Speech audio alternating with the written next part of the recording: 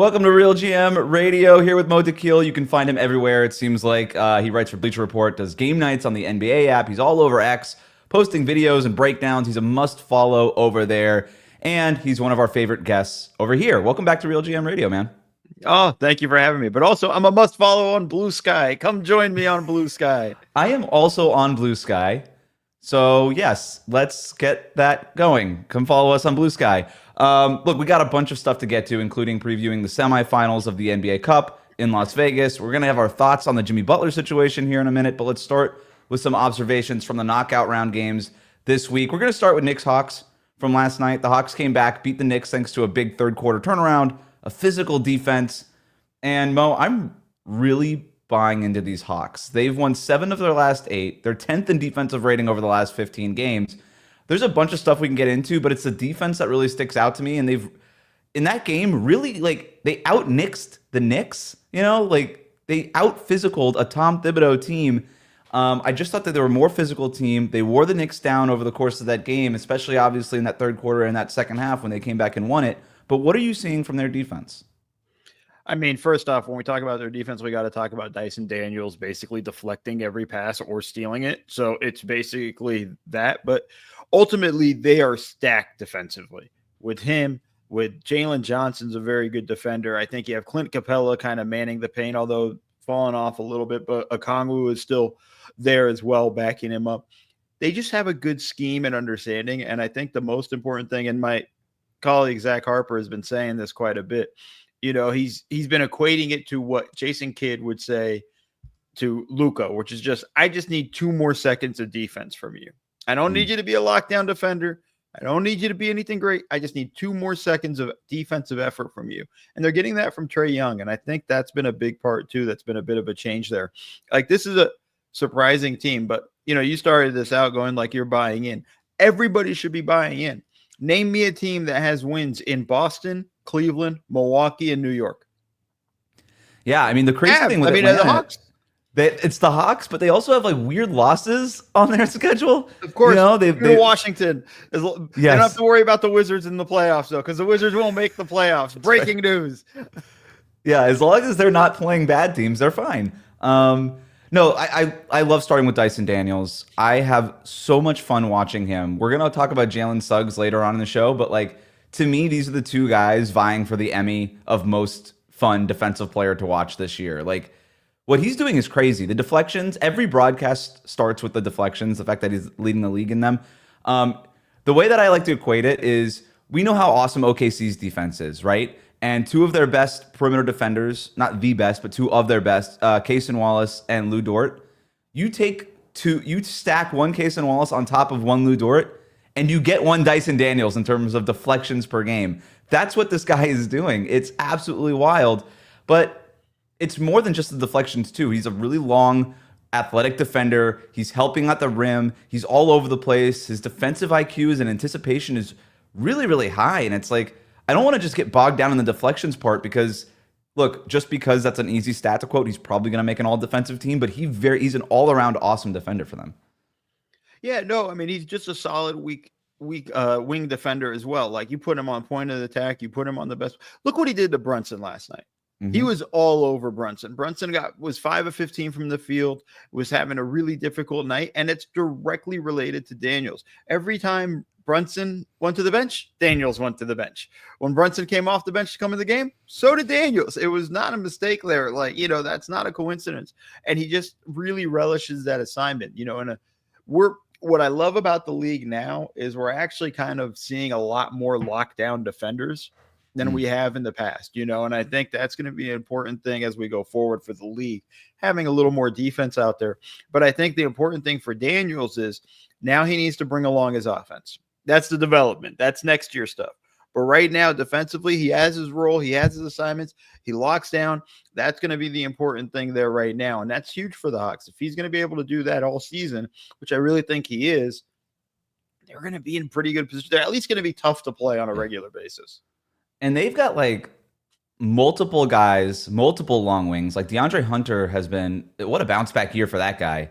And they're just always able to surround Trae Young with 4 good to elite defenders. And they haven't really been able to do that in the past. So you get Trae Young's like marginal, like 2 more seconds of defense, and you get just him surrounded with this length and these wings. And yeah, like it shouldn't be surprising what they're doing defensively. And the weird thing, Mo, and maybe you disagree with me here, but like watching the Hawks this year, I'm trying to phrase this right. Trae Young is obviously still immensely important to that team, but it doesn't feel like he's as essential to them winning games. Like he can have just an off night and they could still win games where that wasn't the case in the past because they have Dyson Daniels, they have this defense. They also have Jalen Johnson playing at a really high level. Like they just have more stuff that they can get to. It's not all like Trae Young or bust anymore. Yeah, no, this team is very much not Trae Young centric. The only thing I would say though is really important. They don't need his scoring, but they need his passing. Yeah. And we shouldn't diminish that from Trae Young. He is dropping dime after dime after dime, and he's getting off the ball quickly. This is not the Trae Young. We still see it from time to time where he gets that itch and he's going to shoot a logo three with 22 seconds left on the shot clock, and you're going to go nuts and you're going to be upset about that shot selection. But he's doing a lot more working with his teammates, playing with his teammates, and sort of, this is the thing that's been a kind of a knock around him for a while, right? It was like people didn't really like playing with Trae Young. And a lot of it had to do with just kind of, they felt like he held onto the ball too long. It was very much just an unhappiness with him. Even though he was dropping dimes, there wasn't something where they felt like he was playing with them. And here he's playing with this team. The message has gotten across to him. And I think it's really important for him. And now he's leading the league in assists. And these are not selfish assists. These are assists that are plays that need to be made in the moment. That dime he threw, the lob pass to Hunter at the end of the game yesterday was huge, in a critical possession. It's all of those things. He's finding his guys. He's doing his stuff.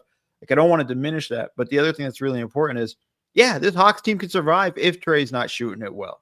And there are nights where he's not looking for his shot and he's getting it to the other guys because they have enough talent along those sides. This is something we thought we've had for a while with this Hawks team, just wasn't utilized. Now he's utilizing it and it's beginning to see the benefits.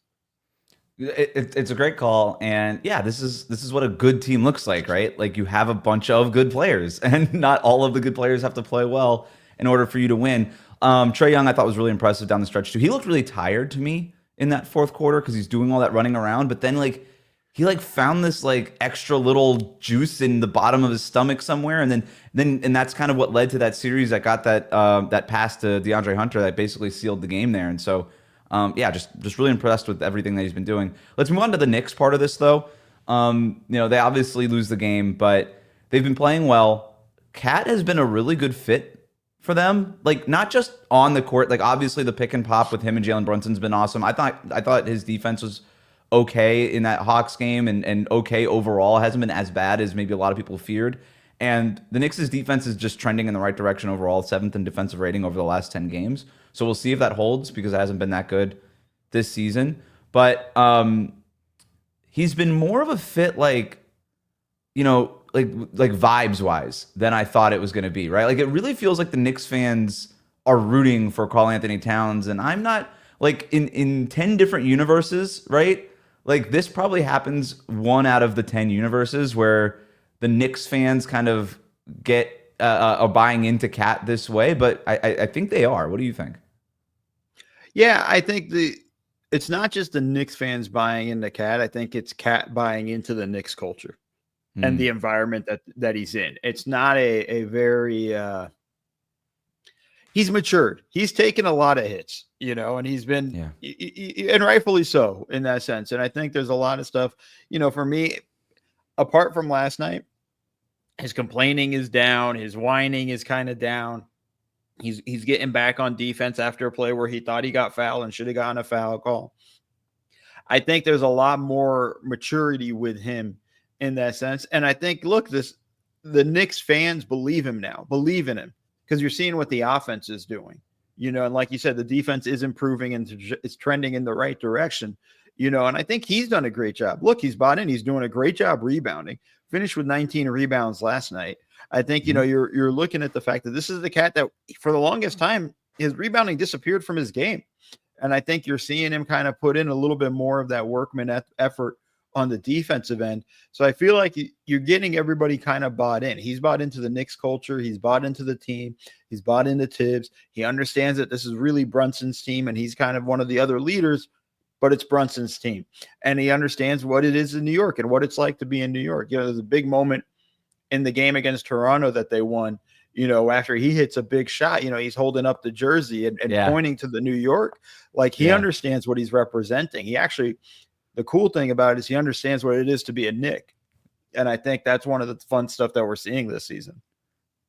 Yeah, he's totally bought in. And even last night against Atlanta, I think there were certain Knicks that weren't playing well in that game. Again, not Karl-Anthony Towns. Like that guy was playing really fast, playing physically. I think his attacks off the dribble have gotten a lot better. I don't know what he's changed, but he's less like sort of limbs everywhere flying into brick walls now and more just sort of like it's direct. It's more direct, right? It has a plan. Like, yeah, exactly. It's not like it's not like me on a day where I don't know what I'm gonna do. Where I don't have anything kind of structured, and I'm like, all right, well, I can do this. And I'm all over the place. He used to be like going into the grocery store with no list and just sort of wandering the aisles on his drive. And now he's like, hungry. All right, I'm hitting produce. Time to grocery shop and was hungry.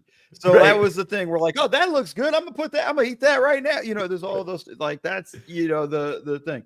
This time it's more like he's going into the grocery store with a list. He's understanding more of the opportunities, how to attack, when to attack. There's some fun stuff there in the pick and pop situations. He sees the defense running at him. He's doing a great job with the pump fake and immediate drive. Like it's not messing around. It's not a pump fake, sidestep, and all the boom, going direct line. That's the thing. They've kind of streamlined his process a little bit, and we're seeing the benefits of it. And his complaining that you mentioned before, he's always had a little bit of like an attitude, right? Like for one way or the other. The complaining has kind of shifted. Like there was that game, I forget who they were playing, but he was trying to draw a foul. And it was before the Toronto game that you were talking about. He was trying to draw a foul. He wasn't getting the foul. And he looks at the ref and he's like, dude, you're not going to call this? And then he kind of just spins around and hits like a baseline fadeaway jumper. And he's like, okay, fine, I'll handle it. And I was like, okay, that was like less complaining and more just like, you know what, you can't do it, I'll do it. Kind of like a New York FU attitude. And I think they buy that. I think they're buying into that too. Let's go to the next game here. Warriors-Rockets. These are two teams with deep rosters, but two coaches who are handling them in very different ways. So Steve Kerr used 11 guys last night. Ime Udoka used 8 guys. We could start with the Warriors part of this, but the rotation's becoming a problem, right? And I think we all kind of anticipated that this was going to be a thing after sort of the good vibes fell off, right? Like Buddy Hield isn't making every three-pointer anymore. You're not getting like these outlier performances off of these guys on the bench. Right, yeah, what? This is crazy. Shocking. Buddy falls off. Shocking. And then the Kuminga experiment has been fun, but he's not that guy, not right now, right? Like I'm not saying he can't be, but he's clearly not that guy right now, even though he has a good game here and there. I don't know. The rotation now is becoming a problem for Golden State, and it just felt like all night last night, Ime Udoka, he goes 8 guys. He knows exactly what he wants to do. He has no problem telling guys, hey, you're just not playing tonight. Whereas Steve Kerr is just sort of, it's like the grocery store metaphor again, right? He's like, I don't know. Do I need apples? I don't know. Maybe I need gummy bears. It's like he's just sort of like going all over the rotation. I want to interrupt you because it's different than the grocery store in that sense of, okay, they're showcasing guys. Mm-hmm. They understand they don't have the talent. They're active in trying the trade market and find guys. So they need people to see these other guys and what they have and who might be a small piece in a trade that's kind of pretty good. And I think the other aspect too. Well, if I could push back on that just a little bit, because like they're not trying to trade Pat Spencer. Like nobody's trading for Pat Spencer. Why is he playing 3 minutes? There's like little things here and there. They're not. But when you talk about the long rotation, he's showing everybody what they have. And it's not that they're trying to trade Pat Spencer, but when they call a team and say we need to make the money work, and we're going to throw in Pat Spencer, the team's not going to go who, or they're going to right. film for them to go look at and see what he can do, or the Waters kid. There's just different guys that they can do this stuff. And the other side of it too is he still hasn't settled into the rotation. He might not settle into rotation till late January, but I think the problem is for the players in my experience at every level. Players want to know what their role is. want to know what their minutes are, want to know. And it's not selfish, just understanding, okay, I'm going in at the 7-minute mark and I usually sub for so-and-so. So unless something weird happens in the game, I need to make sure I'm ready at the 7-minute mark of this quarter. And it's kind of weird when the rotation is so big, it's hard to find a rhythm and a flow and things like that. And I think that's the challenge stuff for the Warriors. But I think also ultimately, here's the big thing. And this was my thing going into the season. They don't have a second option. Right. We know what the Warriors look like when they don't have a second option, and they can try to force feed Kuminga all they want. You said it yourself. He's not quite ready for that yet. They just don't have one. They didn't have one last year. They don't have one this year. So I'm not expecting very largely different result. Yeah, and Wiggins, that he's more of like a third guy, and I think he's really good in sort of that tertiary role where he's able to just sort of catch, make open threes, attack a dribble, attack a closeout, fly in, crash the offensive glass. Like that's where he is. But when he's relied on as that second option, we've seen the results of that too. For the Rockets part of this, another rotation kind of note here, and this is the thing I've noticed to kind of watching Houston this year. They know what Ime knows the guys that he trusts, but I still think there's like this weird kind of alignment in the rotation because it always just feels like every Rockets game, it just feels like they're biding their time until Amen Thompson or Tari Eason can come in. And it's sort of being deferential to obviously Dillon Brooks, who, fairly has been awesome for them this year, and Jalen Green and Fred VanVleet. Like they're not ready to break up that backcourt, and they've been mostly good. But it also just feels like their best stretches of these games come specifically when Amen Thompson's in the game, but also when Tari Eason and the Terror Twins come in. And that was the case in that Warriors game. Like the game was starting to get away from them a little bit. Amen Thompson checks in, and the energy just completely shifts. The defense just ratchets up the intensity, and they're able to get a few stops in a row, and they're back in that game. So just like a little weird thing. I'm not sure it's a problem yet, but it's something I'm looking at. It's not a problem because it's not going to be something that they can rectify unless they make a trade, right? And they send Jalen Green out in that instance, if we're honest. But I think, again, it comes back to their role. And I don't know if I want Amen Thompson starting. Maybe Tari Eason, but I don't know if I want Amen Thompson starting, just in the sense of I love the energy he brings off the bench and changes games with that energy. When I was with the Clippers, that was Eric Bledsoe for us. He would come in at in the middle of the third quarter of some games or late in the third quarter, and he would change the energy so much that Chris Paul didn't have to come back into the fourth quarter. Now, sometimes, by the way, we should talk about it can be bad energy. It's chaos. And sometimes it can swing the other way, and you're like, oh, God, he's way out of control. And there's a little bit difference in that.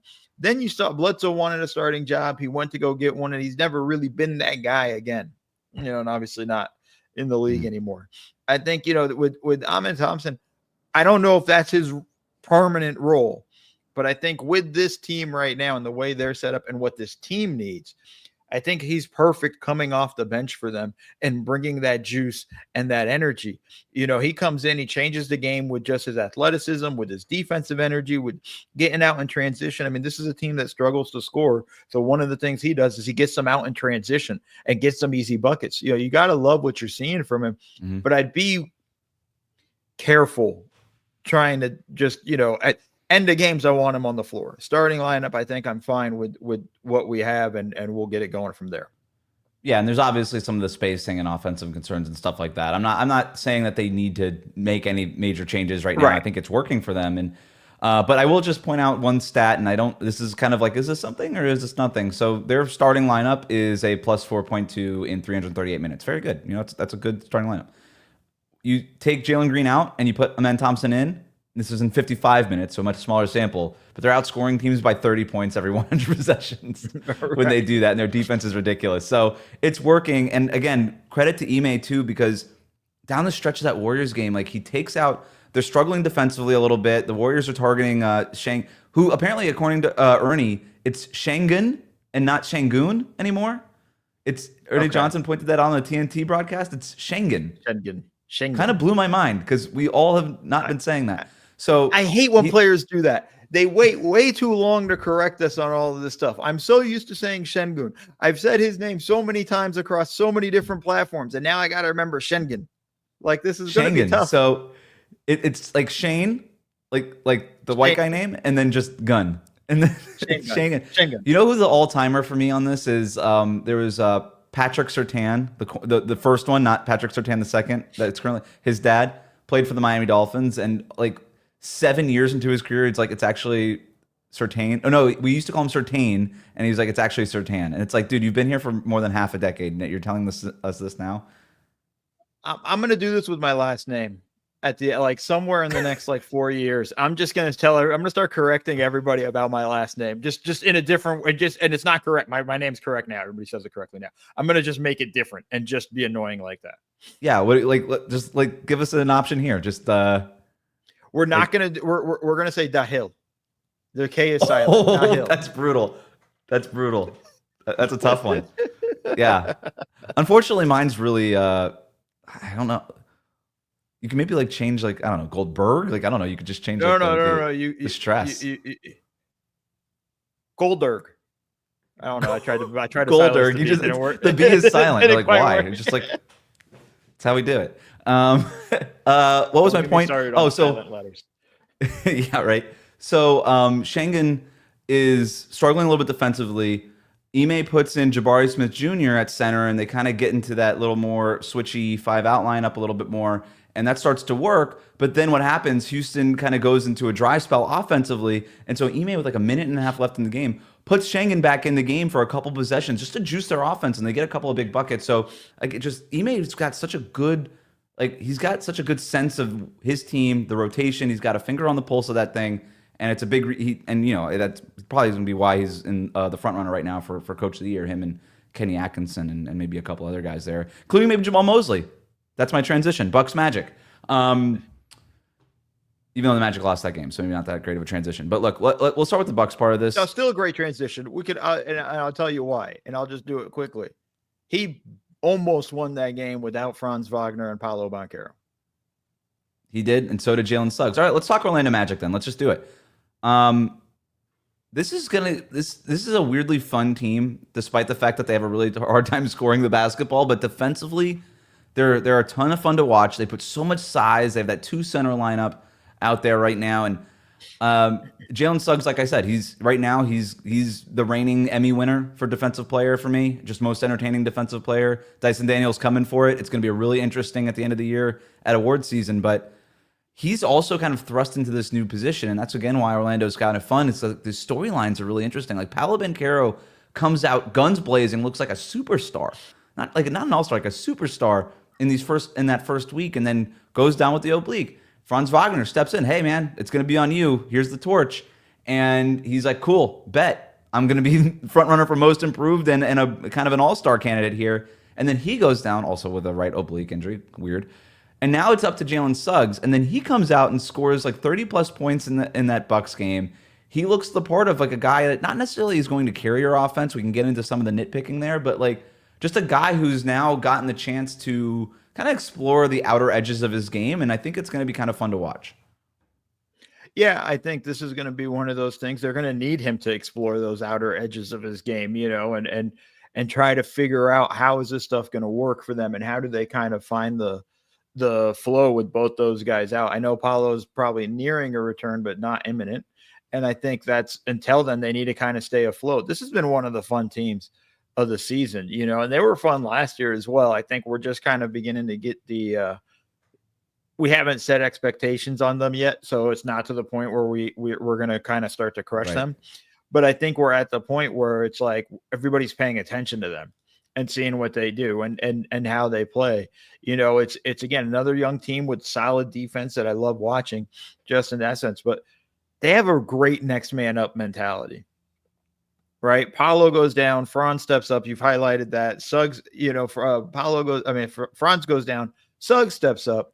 They get a big win against Phoenix without Franz and Paolo, and then they go into Milwaukee and they really almost pulled this game out. Yeah. It was pretty impressive. A couple of mistakes, I think, defensively, a couple of bad breaks, and then boom, it's the Bucks get the W. But you can't. One, you got to talk about Jamal Mosley, as your segue into him was as a possible coach of the year. He's got to be in the conversation. He's got to be in the top 3, just with the job he's done in terms of keeping everybody together and everybody ready to roll. I mean, look at what Goga Batadze. I know I butchered the last name. Can we get a pronunciation on him? It's actually Patadze. Bataze.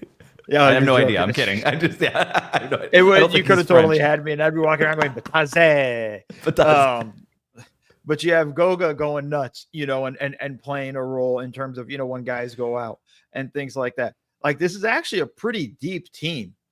And I think the thing too is they're also pretty injured. Like, we forget those two guys. Gary Harris is out. Yeah. Um, No Jonathan Isaac in so that game. Jonathan Isaacs is out. Like, Yeah. you was a late scratch for that Milwaukee game. Like, there's a lot of stuff that's interesting. They just continue to plug away and keep going. Pretty impressive. When you see this team at full health, it might be a very interesting story towards the end of the season.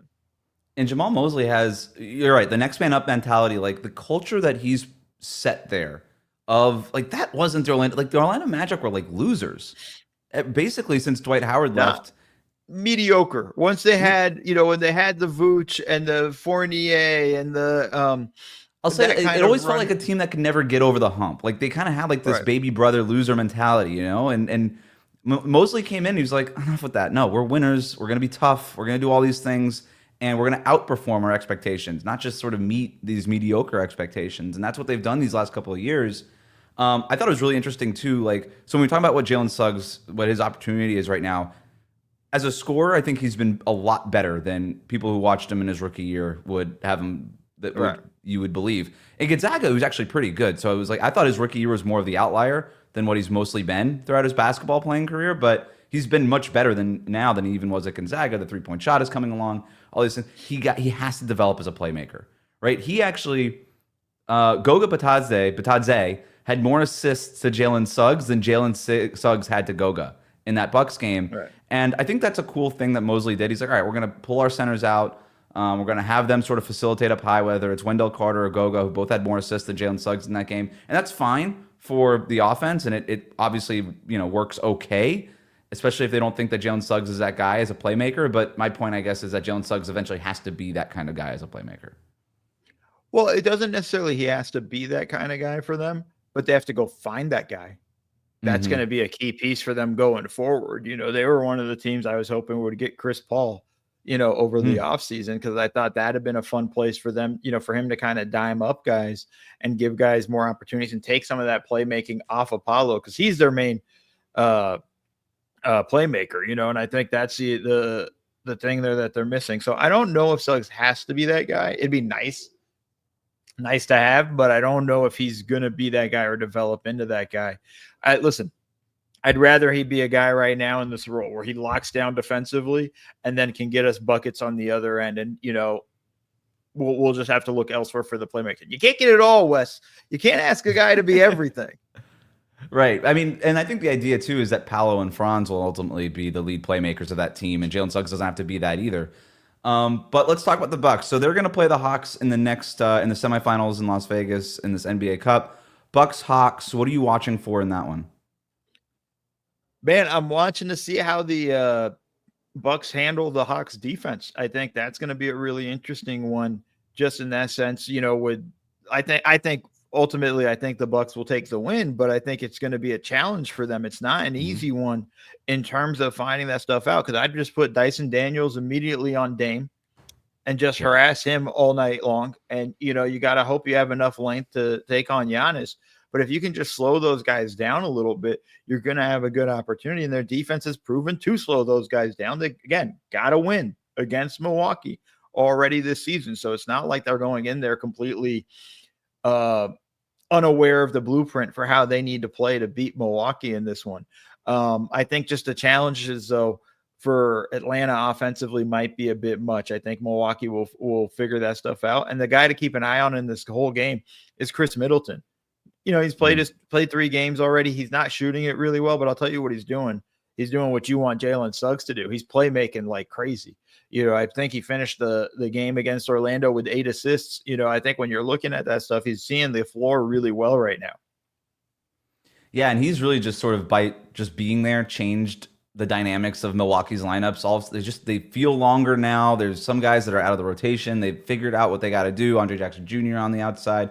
AJ Green's giving them good stuff defensively, and Middleton is just really savvy and just knows where to be all the time, and everything just sort of clicks now. They're getting back to, okay, we're going to play Giannis and Middleton together. When we're not with our starting group, we're obviously going to play Giannis and Middleton together. We'll play Dame and Brook Lopez together. But yeah, I think you mentioned the blueprint.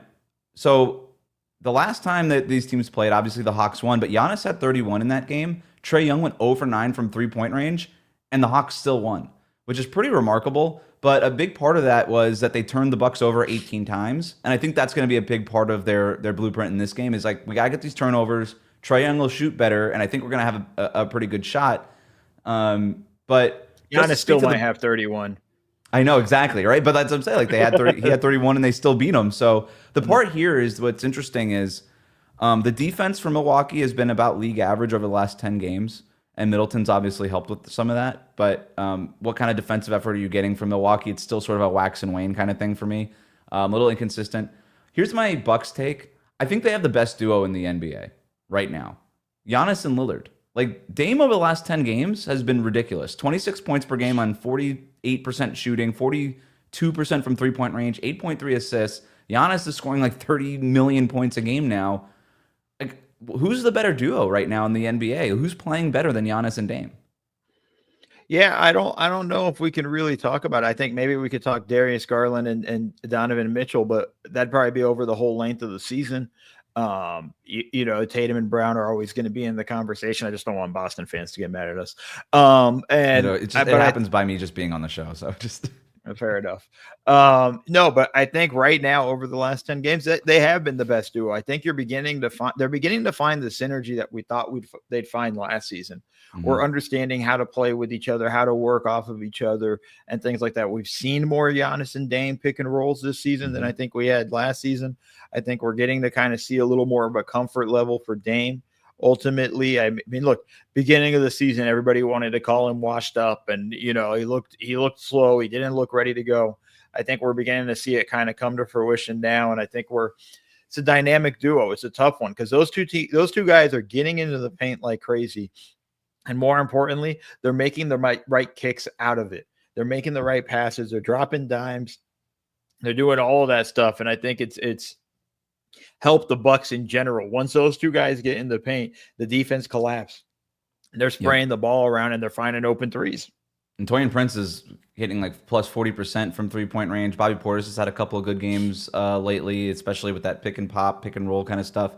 We'll see what happens. Let's go to Thunder Rockets. It's our other semifinal game. What are you watching for in this one? I mean, this could be a real rock fight. We thought Warriors Rockets, at 90, what was it? 91-90. 91-90 was a rock fight. Like we might see a real rock fight here with just these two defenses. But I think it's ultimately just going to be a really more up and down than we expect.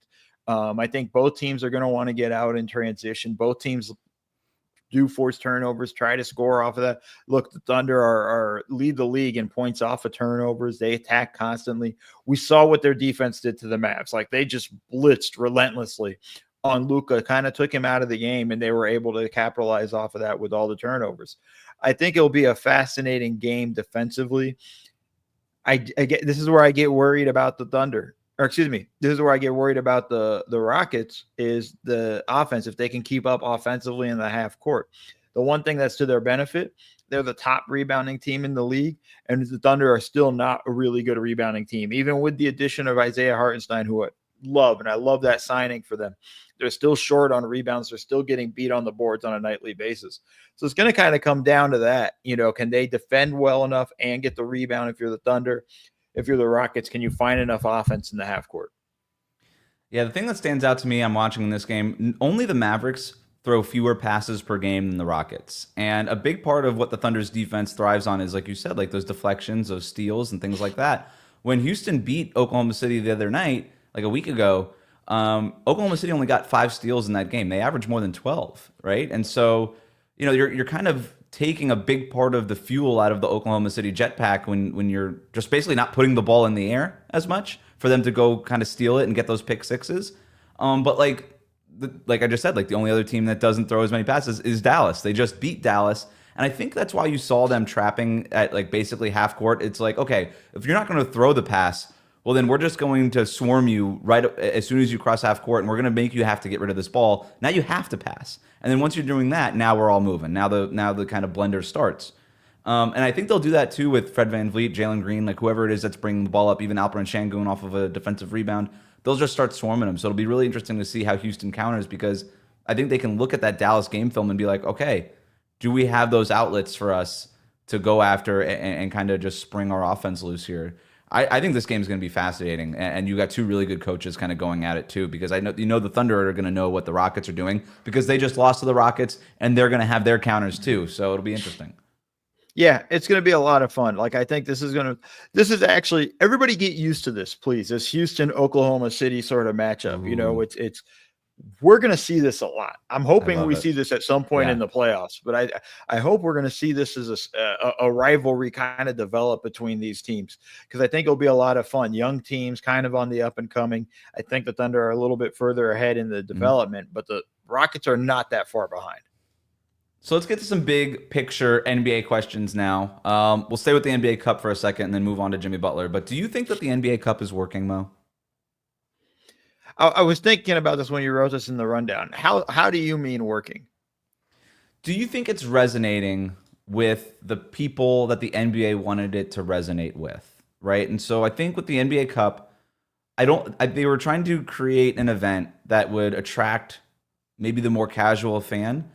And I think us as diehards who are watching the NBA every night, my sense is that we really enjoy it because it is a little bit different. It's only like 2 primetime games when we get to this part. Like, that part's really fun. You can really kind of dive into the matchups and all these things. And there definitely does create some stakes, and the games are really intense in these fourth quarters. So I think for people like us who are watching it every night, it's almost refreshing. I don't know that they're pulling in fans who wouldn't otherwise be watching. Yeah, I think pulling in fans in general is just difficult across every sport, and not just sport, every TV show and all of that, and creating a fan base and all of that stuff. So I'm going to kind of split it up in a couple of ways. One, I think it's working with the players. I think it's working with the teams and whatnot. We are seeing more intense games. We're seeing more the players really being in.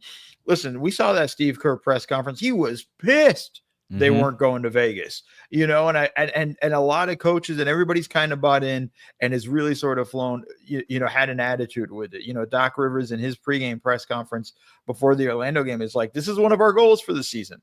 Orlando, Houston, this is chances to be like a launching pad for them. The Hawks as well. Like, these are launching pad opportunities, getting guys games that matter getting them the experience of games that matter. Is important heading into when we get to games in April, that we need to win these games for seeding and then get to the playoffs and then win the playoff games. There's a lot of importance. I was against the in-season tournament, or now the NBA Cup. I was against it from the beginning. I thought, we don't need this, all that stuff. I'm all in. I'm bought in. It's brought in extra juice. It's brought in extra stuff. Has it resonated with the casual fan? No. And but I don't think that's the NBA's fault. I don't think it's anybody's fault. I just think it's still too new. It's still 2 years. It's still the second year. It's going to take time for this to develop. It's going to take time for us to kind of really create that and understand it. Still, people have questions in terms of, okay, what's the point differential? How does that matter? And what's this? And all there's still things that we need to kind of educate. Some of us ourselves, even the coaches, sometimes kind of forget what some of the rules are. I hear them say it in the press conferences, but I think it's getting there. I think there's that stuff. I am overall frustrated with, and I'm going to take us into even a bigger picture and probably end up ranting. So I'm sorry. Let's go with the ratings conversation. Everybody wants to focus on the ratings conversation. So you're not focusing on the actual basketball, because if you focused on the basketball, it's been damn good this season. To be honest, the storylines have been awesome. I've had a lot of fun watching a lot of games that, I'm not quite ready for that. I was like, wow, this has been great, and these teams kind of come. Detroit being competent at basketball again is fun. Like, they're not a great team, but it's fun to watch them and watch the games that they've been playing. For sure. Yeah. Yeah. I mean, there's so many of them. Before LaMelo Ball got hurt, Charlotte was so much fun to watch and things like that. I think there's a lot of that stuff. And I think we kind of, if media platforms would focus more on the games, I think you'd actually see the ratings go up But instead, they focus on all the other dumb stuff, including the ratings, which, Yeah. by the way, ratings don't matter. Right. TV deal, signed, dotted, everything's done inside the NBA, taken care of. Boom. They don't matter at this point. If part of this ratings conversation was, hey, these ratings have been going down for X amount of years and whatever, then we would have seen something show up in that TV contract. Instead, it was the richest contract that has ever been signed, and they're doing all this stuff. It's like, okay, so clearly it doesn't matter. So many people were, so many writers were using ratings as, oh, the NBA TV deal's in trouble. The NBA TV deal's in trouble. They're not going to get what they got last time. They're not. Yeah. Oh, Mark Cuban sold the team. What does he know? He got out of the .com bubble before it burst. He must know that the NBA bubble is about to burst. Bro, triple. They got triple. Right. Sometimes it's just a lot of money. Sometimes sometimes it just offers you a ton of money. It's just people wanted to create this whole narrative. And so now we're doing it again with the rating. And if the ratings are down, that means the NBA sucks and the NBA is not good. Yo, these games are been great on a nightly basis. We've been watching stuff. And folks, I challenge you, get out of your bubble, watch another team. Just watch some of the small market teams are fascinating in terms of what they're doing. There's a lot of interesting stuff going along around the NBA. It's not all just Lakers, Boston, Knicks, although it's very helpful when those teams are good. It's still like, there's a lot of stuff there. Sorry, I know I went on a rant and side stuff. I just get frustrated. There's a podcast I love, sports podcast, and they haven't even talked about the NBA Cup for the past 2 days. And I'm like, yo, these games are good. Yeah. Really, I think there's it's a great conversation to have, and I would love to have this with you when we have maybe even more time, because you seem so enthusiastic about it. I'll take the whole show. I'll take the whole show. We could literally do 45 to 60 minutes on it. I'm happy to do it. We could dig into it. We'll put it on the calendar. But I will say that, like, the social media part of this doesn't always help either. People complaining about the 3-point shooting and stuff. And look, I did it once on a Locked On NBA show, and it was like that Boston Minnesota game from a couple weeks back, and I was like, yeah, that game really just felt like it came down to the math, and that one bothered me. But for the most part, the 3-point shooting and all that stuff has been great for the game. It's so much fun to watch. There was that clip that went around, like, what was it, Lakers Suns, where they just missed like 18 straight 3-pointers or something, and they're like, this is what the NBA has become. I was like, the reason this clip went viral is because this never happens. Okay, it was crazy. It was so annoying, because I even actually responded to that. I go like, one, it's so disingenuous without actually looking at the context. Yes, I can post, by the way, I can post a lot of bad football if I had access to it. If we just want to talk about it. There's a lot of bad NFL quarterbacks out there too. Let's not get into that. But the whole thing is that clip in particular, and it was like 5-6 straight possessions, and it was bad. Yeah. It was a bad look, terrible look. It was an NBA Cup game. Point differential mattered in that game. The Lakers were getting blown out and were trying to make up points because they were trying to make up point differential. And of course, the Suns were trying to add points. That was the point differential aspect. It wasn't even like it was such an easy explainer in that sense, and it's funny because somebody else just sent me that clip literally yesterday going like, what the hell? And then I had that same, like, it's just like, we're focusing on all the wrong things. The threes, the one thing about the threes, I'll say, sure, there's a lot of threes. They're also getting to them differently. Yeah. All these teams are playing a bit differently. It's not all. And by the way, let's just be honest. In the 90s, it was all post up. Right. It wasn't like there was a diversity of shots in the 90s. Or long It was twos. Literally, it was just get it into the post. Everybody else stand to the side. Yeah. That was really the whole thing. It's just like, come on, guys, what are we doing? Yep. One last thing on the NBA Cup in terms of the casual fan, and this is completely anecdotal, okay, and I understand that, but last year it was more of like people asking me, wait, what is this? And obviously it was the first year, and they're like, wait, what is this, and why are the courts this way, and whatever. This year, most of the questions for the NBA Cup were, to me, when is it? So people knew it was coming up. They didn't know when it necessarily was on the calendar, what games counted towards it. And there's still some confusion as to like what, the point differentials and all the rules and what the groups and all that kind of stuff means, but people now know it's coming. And I think that's really important, in terms of educating and getting people used to doing this. So, all right. I have one question for you. Question for you about the NBA Cup. And this is for you. Would you want to see it expanded to the group play being you play everybody at home once and on the road once. Instead of just 4 games, it comes out to 8 games. So it would be longer. Okay. It'd be longer, right? So it'd be a longer cup. So it'd probably go. Oh, so you get a home and home for each home and home with everybody guy in each team in your group. Okay. Instead of playing just 4 games, you end up playing 8 games. Would you change that? I heard that, and I'm kind of not sure where I fall on that. Yeah, I don't love that. If anything, maybe if you want more games in the NBA Cup, which is probably where this thing is headed eventually, and it could be 10 years from now, but you can expand the groups and not have quite as many groups, and maybe there's something there. I don't know. You're throwing this on me now. I genuinely don't agree with the overall premise that every team has to play in every arena in an NBA season, right? Like this idea that every fan base has to have an opportunity to see the star on another team in the league, like every season. Like the NBA is the only league that feels that way. Like no other league builds their schedule out in that way, right? And so, yeah, I don't know. I'm not sure how I feel about that. You're on the fence too. Yeah, I don't know. I heard that and I was like, okay, there's interesting. Look, here's the thing: we're in the second year of the NBA Cup. Like, if you're going to experiment, play a little bit. If you want to tweak some things and stuff, they already changed one rule where point differential is only through the first 4 quarters. Overtime doesn't count, and so on. So it makes in terms of point differential. Yeah. The tiebreaker, I think, there needs to be a tie. Like it should serve in terms of an award for fans. It should serve as the ultimate tiebreaker, and you should get rid of even head-to-head matchups. Like if 2 teams have the same record at the end of the season and you're tied in the standings, if you won the NBA Cup or if you made even the semifinals of the NBA Cup, maybe like that should be something that factors in. I worry about that aspect of it, and I know some people want to make. I've heard somebody even say like, "Oh, we want to put it. You get no lower than the 6th seed in the playoffs." I think that really devalues the regular season.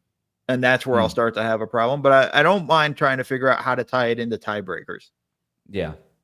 All right. Let's talk about Jimmy Butler. We don't have to do a whole long thing on this, but we are recording this the day after Jimmy Butler's agent, Bernie Lee, went after Shams on Twitter about reporting that Jimmy Butler was open to playing for Phoenix. So Shams went on First Take this morning, on Thursday morning, defended his reporting. This whole thing's been really interesting, Mo, because it feels like Butler could get traded, but nobody has demanded a trade. The Heat aren't aggressively shopping him. So my take here is that Jimmy Butler is just no longer one of these untouchable players, right? There's players in the league where if you call, the phone gets hung up right away. Like if you call Minnesota and you ask about Anthony Edwards, they laugh, they hang up the phone. Steph Curry, Jokic, Giannis, etc. Jimmy used to be one of those guys for Miami. He is no longer that guy, according to this reporting. So...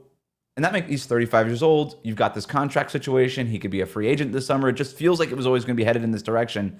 But my question to you is, unless you want to take this in another direction, and if you want to, please go ahead. But Shams has listed Phoenix, Golden State, Houston, and Dallas in his reporting. Which of those teams do you think is the best fit for Butler if he does get traded?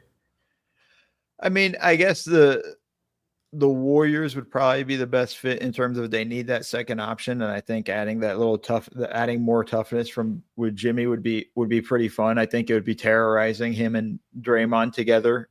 Would be quite an interesting tandem defensively. But my thing with the whole Jimmy Butler trade stuff is just I don't know how a trade gets done anymore. Listen, the first apron teams, second apron teams, it's so restrictive. It's so difficult.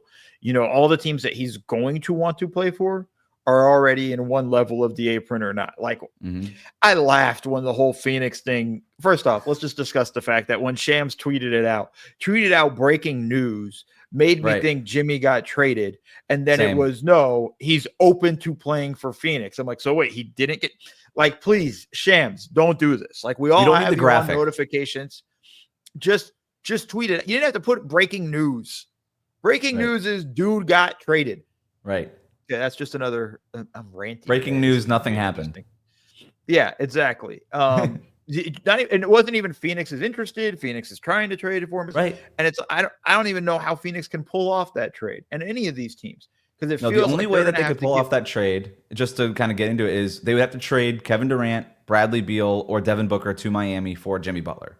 It's the only way they could do it because they're over the second apron. They cannot aggregate salaries. They cannot take more money back in a trade. And they're not going to trade Devin Booker for Jimmy Butler. They're not going to trade Kevin Durant for Jimmy Butler.